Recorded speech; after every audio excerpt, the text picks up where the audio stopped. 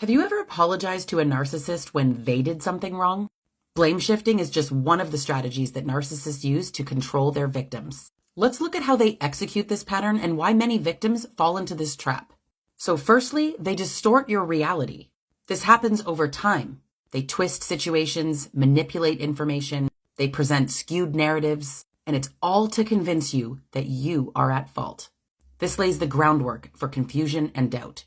Then they gaslight you.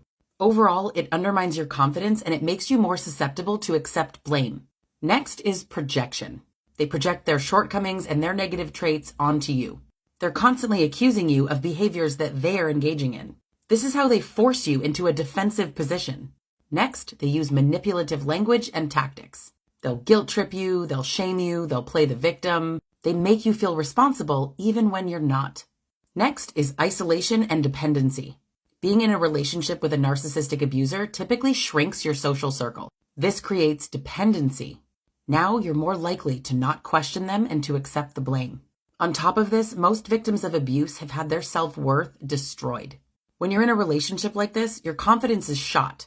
The constant criticism, belittling, and blame. You start to believe that you're just inherently flawed or at fault. This makes it easier for them to manipulate you into taking accountability for things that were not your fault. And we really can't give a full picture without also acknowledging the fear of consequences. The abuser may use threats of retaliation, physical harm, or abandonment. You have to take responsibility for their actions or else. Fearing the consequences is enough for you to apologize, take accountability, and move on. But this is all to avoid further abuse. Has this ever happened to you? Comment your experience.